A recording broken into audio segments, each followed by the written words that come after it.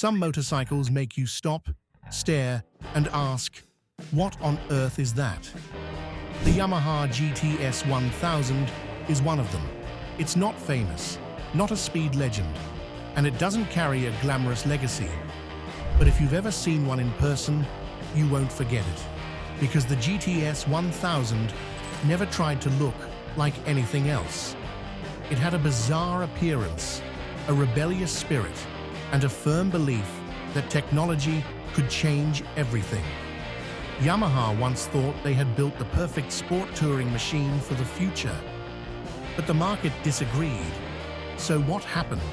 Why did such an ambitious, forward-thinking motorcycle fade into obscurity so quickly?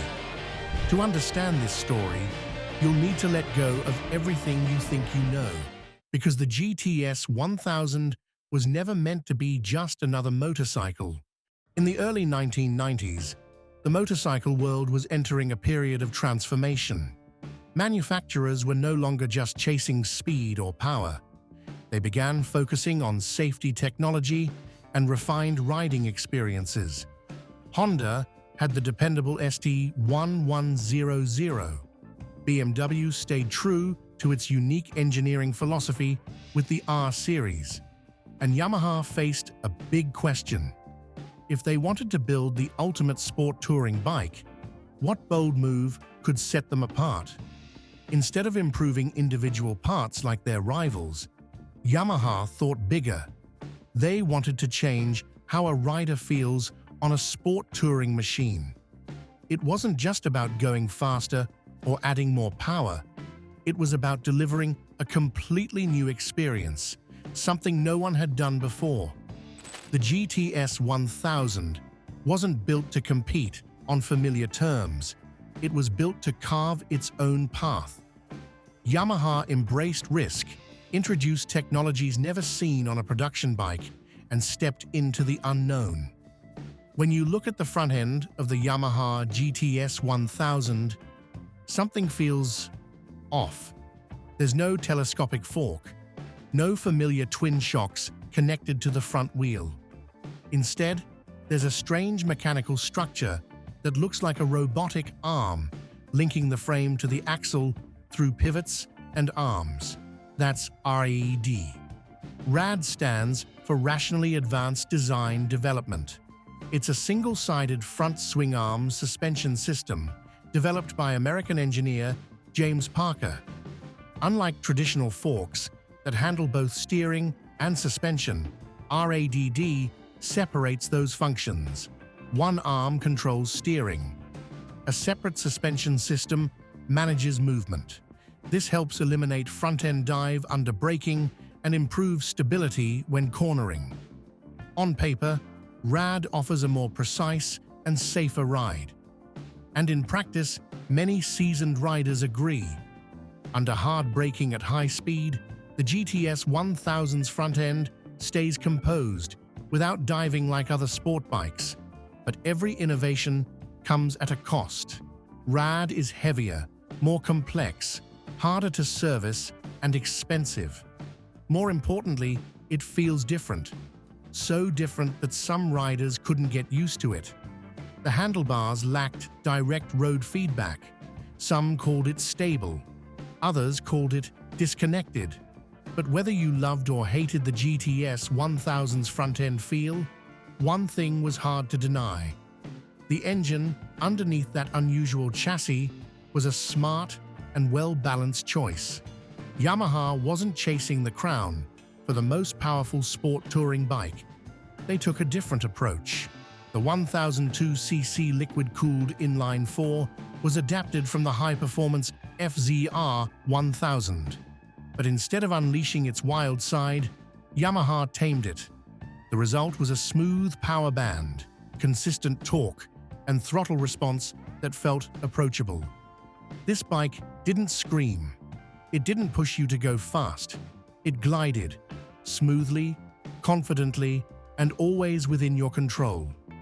Some riders hoped for that sudden jolt of speed, that surge of power that kicks in at high revs.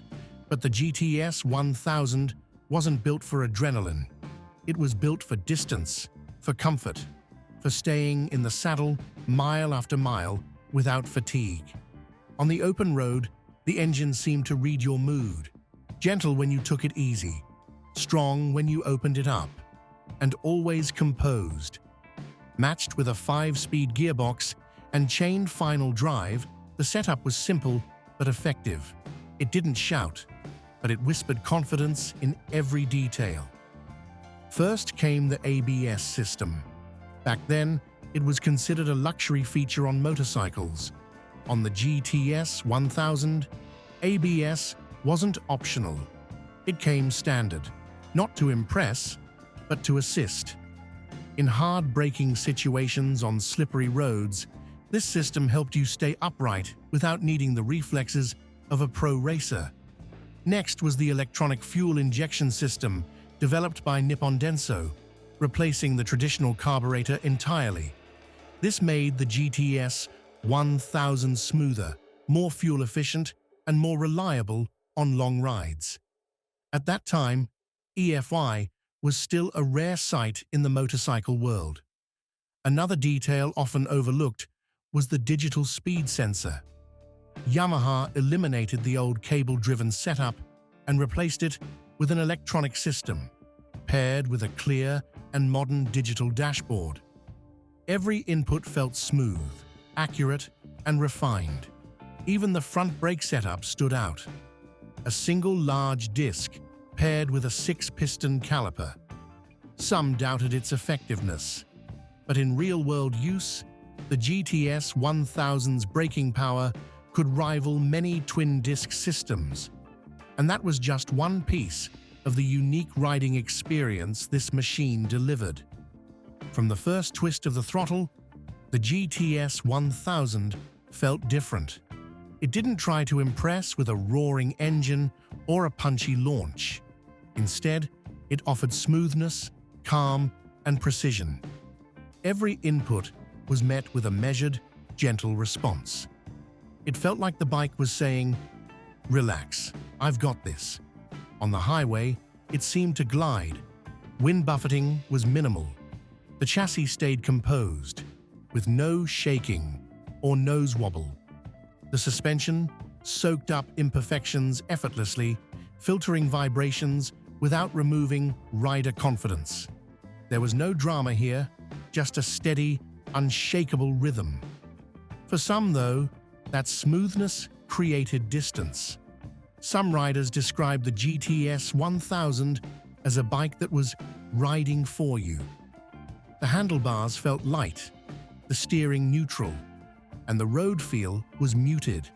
For them, the connection felt too clinical. But for long-distance touring fans, that was exactly the appeal. They appreciated the quiet, the predictability, and the solid feel of the ride. This was a bike that didn't demand. It supported. It made you feel like you could ride all day, every day. When the GTS1000 officially launched, many expected it to redefine the entire sport touring category. But the market's reaction was far more complicated. With a price tag nearing $13,000, many buyers hesitated. The GTS1000 wasn't just more expensive than its direct competitors. It forced customers to ask whether its differences were truly worth the cost. Dealerships found it hard to introduce the GTS1000 to buyers. They had to explain what the RADD front end was. They had to justify why a single front brake disc could be safer than dual discs. They had to convince customers that electronic fuel injection wouldn't make the bike harder to maintain. Most of all, they had to sell a motorcycle that didn't look like anything else on the road. Yamaha wasn't just offering a product, they were challenging the market's mindset. Some tech-loving riders embraced the challenge, but most stuck with what they knew. They bought Hondas, BMWs, or Suzukis, brands that represented proven, familiar value. As a result, the GTS1000 never reached its original sales goals. Technically praised, but cautiously received, it remained on the fringe of the mainstream. And it was this very hesitation from the market that eventually led to an outcome that even Yamaha may not have anticipated. Though praised by the press and admired by engineers, the GTS1000 simply couldn't win over the majority of riders. Inside Yamaha, the GTS1000 was once seen as the most ambitious project of the early 1990s. But that ambition came with high production costs, a complex assembly process, and the need for specially trained technicians. Each GTS wasn't just expensive to build, it was expensive to maintain and support. Combined with sluggish sales in major markets like the US and Europe, the financial math quickly became unworkable. Yamaha realized that no matter how passionate they were, they couldn't keep producing a bike the market wasn't ready for. In 1996, the GTS1000 quietly ended its production run. No successor followed. No farewell announcement was made. Just clearance sales in showrooms as the final units slowly disappeared from public view. Even without commercial success, the GTS1000 left behind a subtle but undeniable influence. It didn't spark an immediate trend, but the ideas Yamaha explored with this bike would quietly resurface in later designs. First was the philosophy of separating steering and suspension functions at the front wheel. The RADD system didn't continue in production, but it inspired BMW to create the Duo Lever, one of the most advanced suspension systems ever offered to the public. Though structurally different, both aimed to improve stability and control while cornering or braking. Next was the mindset of bringing high-end technology into touring motorcycles without sacrificing comfort.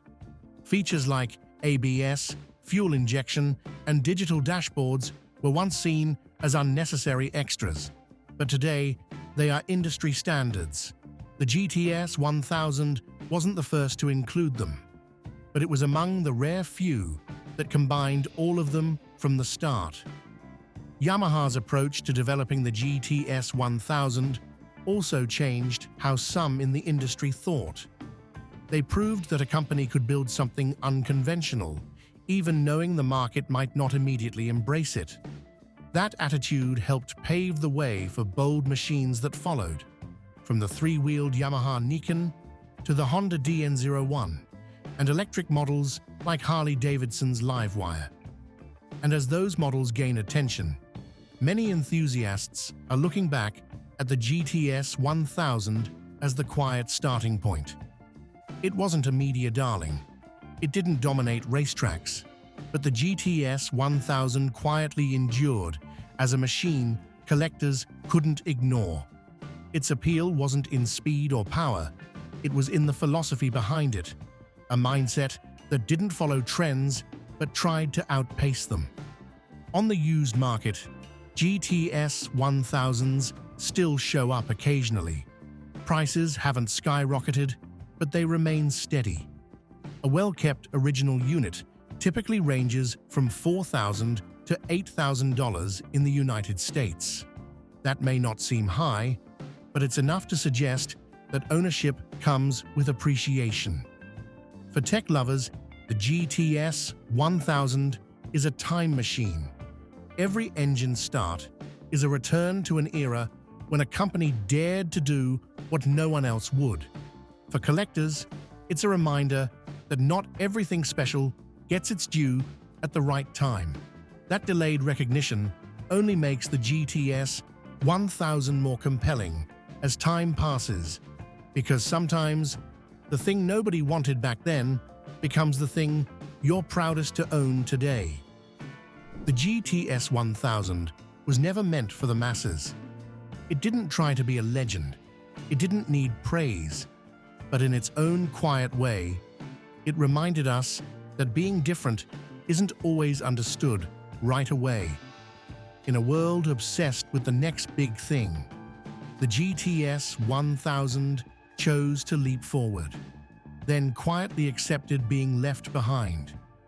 You may never own a bike like this, But if you ever see one in person, stop for a moment, take a good look, because what you're seeing might just be the result of an engineering dream. A dream once rejected, but never abandoned. What do you think about the Yamaha GTS1000? A mistake ahead of its time, or a misunderstood masterpiece? Let us know in the comments. Hit like if you respect machines that dare to be different, and subscribe for more stories just like this one.